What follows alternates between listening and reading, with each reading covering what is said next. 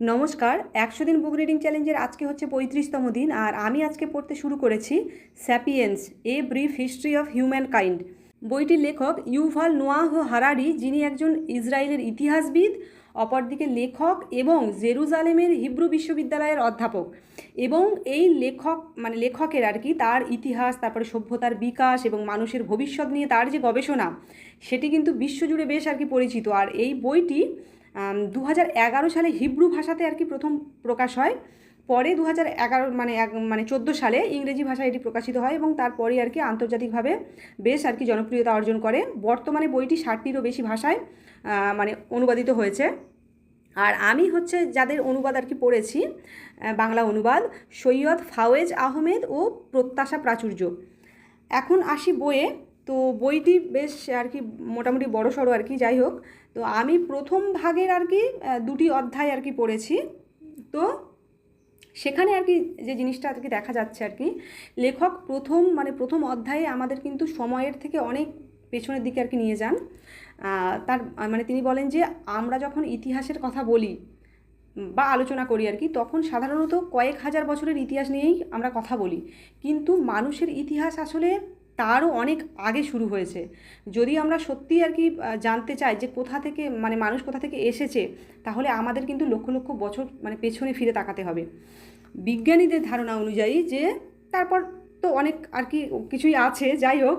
তো আমি ছোট করেই বলি যে বিজ্ঞানীদের ধারণা অনুযায়ী প্রায় 70 লাখ বছর আগে মানুষ আর শিল্পাঞ্জির একটি সাধারণ পূর্বপুরুষ ছিল। পরে বিবর্তনের মাধ্যমে দুটি আলাদা শাখা তৈরি হয়। ভাবলেই আর কি অবাক লাগে, যাই হোক।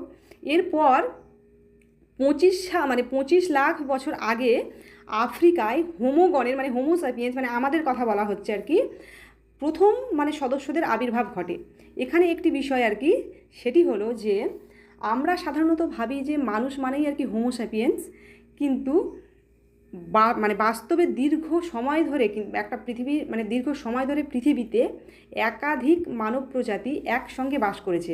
তো আমাদের যে প্রজাতি সেটি হলো হোমোস্যাপিয়েন্স, অর্থাৎ পৃথিবীর এক সময় শুধু মানুষ ছিল না, বরং বিভিন্ন ধরনের মানুষ ছিল। লেখক এরপর দেখান যে কীভাবে এই সব মানব প্রজাতি আফ্রিকা ছেড়ে ধীরে ধীরে পৃথিবীর বিভিন্ন অংশে আর কি ছড়িয়ে পড়ে।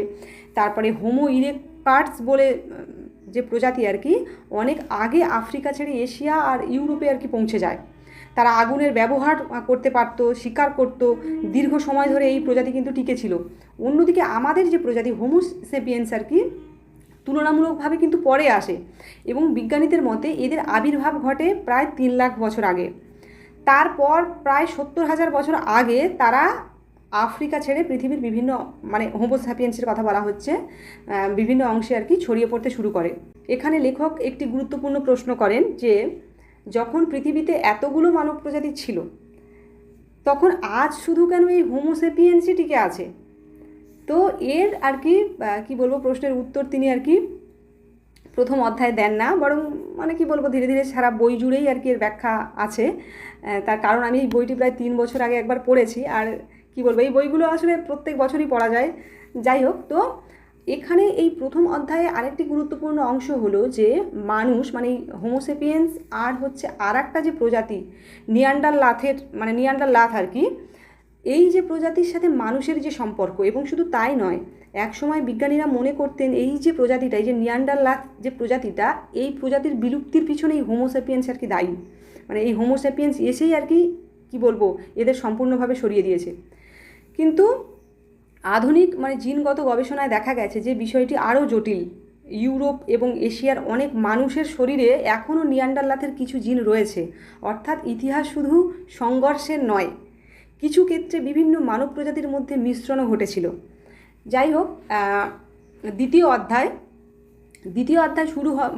শুরু হয় প্রায় 70,000 বছর আগে আর কি। লেখক বলেন যে এই সময়ে মানুষের মধ্যে এমন একটি পরিবর্তন আসে যা পরবর্তীতে পুরো পৃথিবীর ইতিহাস আর কি বদলে দেয়। এটিকে তিনি জ্ঞানগত বিপ্লব হিসেবে ব্যাখ্যা করেছেন। তো প্রশ্ন হলো যে এই পরিবর্তনটা কী?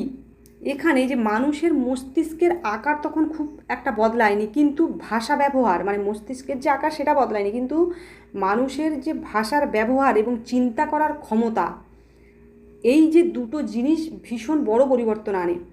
তো মানে এখানে আর কি যে জিনিসটা যে আগেও কিন্তু মানুষ যোগাযোগ করতে পারতো, কিন্তু তখনকার মানে যোগাযোগ খুব মানে কি সীমিত ছিল, খুব অল্প জনের মধ্যে ছিল এরকম ব্যাপার।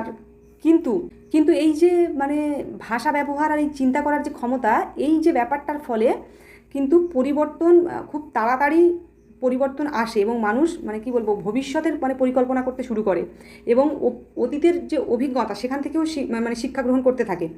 এবং এরপর যেটা হয় যে মানে কি বলবো এমন বিষয় নিয়ে আর কি মানুষ কথা বলতে পারতো যেগুলো হচ্ছে চোখ দিয়ে দেখা যায় না।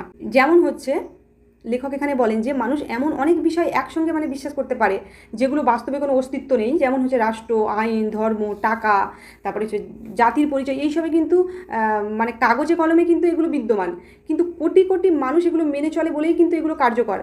তো এবং এই কারণেই কিন্তু মানুষের যে সীমিত যে ভাবে যে মানুষের যে জীবনযাপন পদ্ধতি সেটা কিন্তু তারপরে অনেক অনেক বড় হয়, মানে মানে মানুষ একসাথে অনেক অনেক মানুষের সাথে যে যোগাযোগ করার যে ব্যাপারটা সেই জিনিসটা কিন্তু আসে, আর এখান থেকে শুরু হয় সভ্যতার একটা বড় যাত্রা।